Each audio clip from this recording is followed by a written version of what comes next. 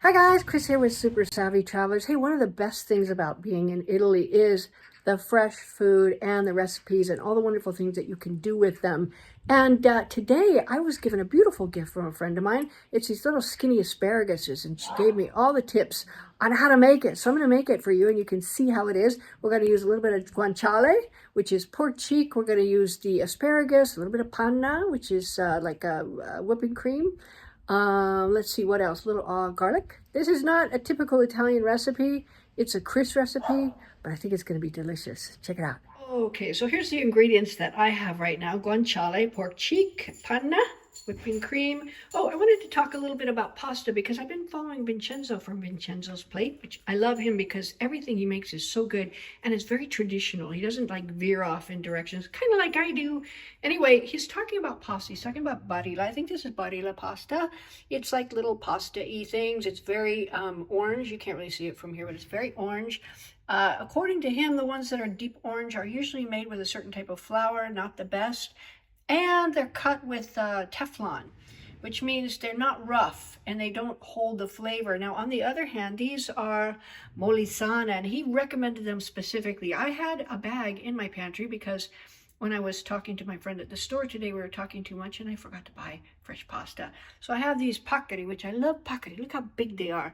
And these are very, very nicely cut and they're rough. So they're going to hold this sauce like nothing else. It's going to be so good. Looking at my fridge, and we have some more Molisana here. This is, you can see it says trafilata al bronzo. That means it was extruded with bronze, which makes it a good pasta. So Molisana, you can find it all over Italy, and it's a really good pasta. This one is a smaller pasta. I don't know, should I use the paccheri? Should I use the smaller one? This one's got ridges. Of course, paccheri has ridges too. Decision. Guanciale, here's what it looks like. It's going to add the fat that we so desperately want in all of our pasta dishes. So as soon as the pan heats up nicely, I'm going to add that in and get that started. Here's these little tiny asparaguses. Look how delicate they are. Really, really nice. So what we're going to do is we're going to get the water boiling and we're going to blanch these for about a minute. And then she says, cut them into little pieces and then put them in the pasta. And I will show you how to do all that. While that's cooking, I'm going to cook up the guanciale. Probably going to use half this package. There's a lot in there and I can use it for something else as well. And maybe I'll blanch a little bit that zucchini, just a little bit of zucchini, not too much. I don't want it to be a zucchini pasta. So there we go. Let's get started. That sizzle sound. I just love it so much. Now the fat is kind of rendering off, as you see. We got a nice fat going on. And then these are going to get kind of crispy with some love, love, love, love. And that's so much delicious flavor. Everything waits for the pasta. So here we go. The big dump. I never know how much pasta to make. It grows, and it grows a lot. So I think this is enough. I think that'll be enough pasta, but let me stir it to be sure, because you know what? You always want more pasta. Everybody wants more pasta. But truly, I think that's going to be enough. Maybe another little handful for the pot. You know, one thing. There we go. Pot's got to eat. Okay, good. So I got my guanciale. I turned that off because everything got a wait for the pasta. I chopped up my little asparagus things, the garlic and everything else. So the next thing, and of course I forgot to blanch my zucchini. So there's going to be no zucchini in this thing.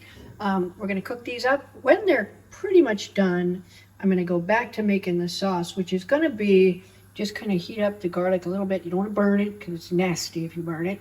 Add in my asparagini, I think they're called, little asparaguses.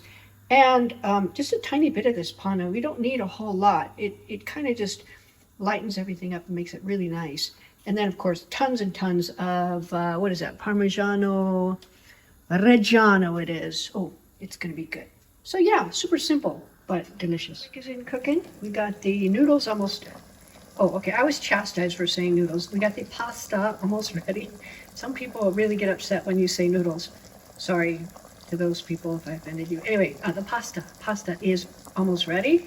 And these guys are going to go in after a little bit of the garlic is cooked. I'm starting to get excited because, oh my gosh, you can smell it. You got the guanciale here, you got a bunch of garlic. Ooh. And then you got these yummy, I tasted these things after they're blanched. And, you know, they're a little crunchy, but they're bitter. They're bitter with a nutty, delicious taste. I love bitter stuff. So these little guys are more bitter than their larger asparagus counterparts. And I think they're going to be fantastically delicious. And again, the little bit of that cream is going to take the edge off the bitterness. Then, of course, we're going to put in a little pasta water.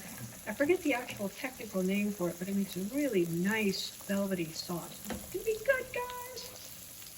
A little pasta water in my stuff here. I add a little bit of sausage from last night. Okay, it may not be completely an Italian dish, but I think it's going to be good. Good amount of panna. Let's see how this looks. Oh my gosh, it looks delish. It looks delish. The pasta water is in there making things smooth and silky. I've never made this before, so cut me some slack, guys. It may be horrible. It may, and I'll tell you if it's horrible. If it's horrible, I'll tell you. I'm gonna abort mission, and make tuna sandwiches for lunch. But I think it's gonna be good. How can it not be good, right? Look at all this yumminess in here. Delicious. I'm gonna let it cook down a little bit. Okay, here's the cheese. As you can see, it's not grated because my brother once told me some are born with graters and some have graters thrust upon them. Well, obviously I was neither born with graters nor did I have graters thrust upon me. However, I do have a peeler. I wasn't born with this peeler, but somehow this peeler got thrust upon me, so I'm using it. I'm gonna peel it, probably not ideal, but graters work better. In any case, we do what we do.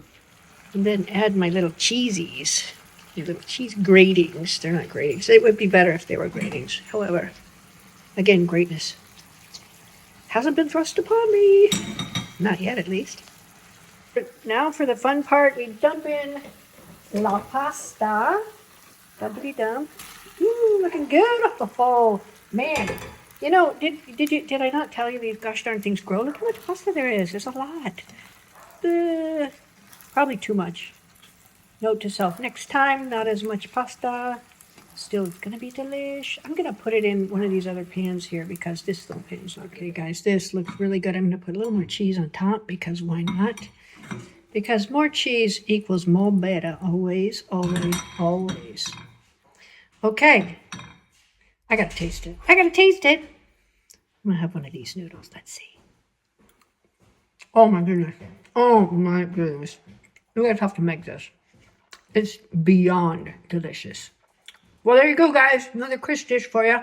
Reminding you, I'm not a chef, but I can cook a few things. See you soon, guys. This is so delicious.